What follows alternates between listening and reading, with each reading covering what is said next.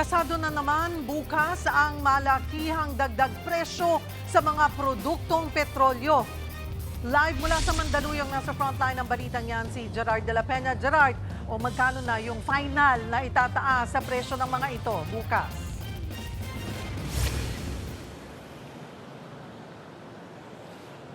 Nako, Cheryl, alam mo ba yung mga nadaanan naming gasoline stations kanina, karamihan sa kanila ay napakaraming mga motorista nagpapakarga na ng diesel o ng gasolina dahil simula bukas ay halos 8 pesos ang itataas ng presyo ng produktong petrolyo. At kanina nga, kinumpirma ng Department of Energy na bukas na nga yung malakihang oil price hike kung saan ang presyo ng diesel ay tataas ng 7 pesos and 32 centavos per liter. Ang gasolina naman ay 6 pesos and 80 centavos per liter, habang ang kerosene naman ay 4 pesos and 22 centavos. Pero una nang nag-anunsyo ang Unioil at Shell na magtataas sila ng 7 pesos and 30 centavos sa kada litro ng diesel at 6 pesos and 80 centavos sa gasolina. Pero sa Shell, itataas naman ng 4 pesos and 20 centavos ang kada litro ng kerosene.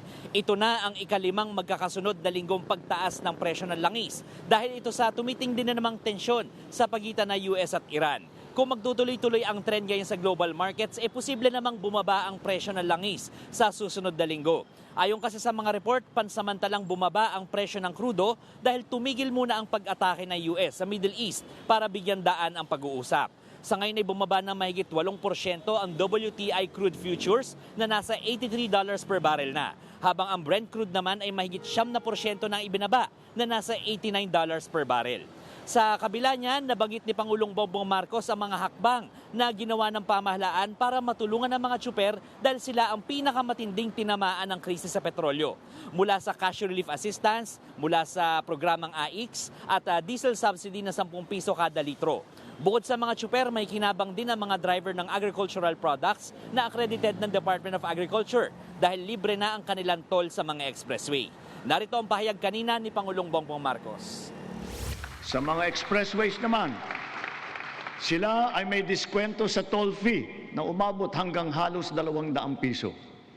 At kapag ang kargamento naman, naman ay pagsakay ng roro ay produktong agrikultural at sangkap ng pagkain, binaba natin mula 500 ang terminal fee. Ngayon, piso na lang ang sinisingil sa kanila. Sa pagdaan naman nila sa mga expressway, libre ang toll fee ng mga truck na accredited ng Department of Agriculture.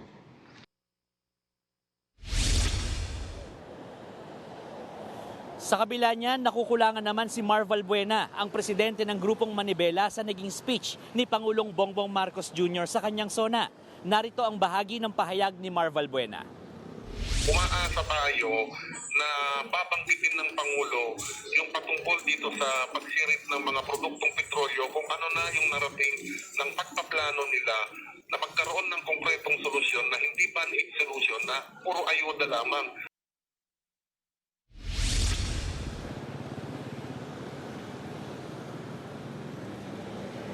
Cheryl, dito sa akin natatayuan kong gasoline station. Ewan ko lang kung nakikita nyo dito sa aking likuran, medyo mahaba yung pila ng mga sasakyan na nagpapa-full tank ngayon dahil ito na nga yung last chance sila para at least makamura sila kahit paano doon sa kanilang ipapakargang diesel o gasolina.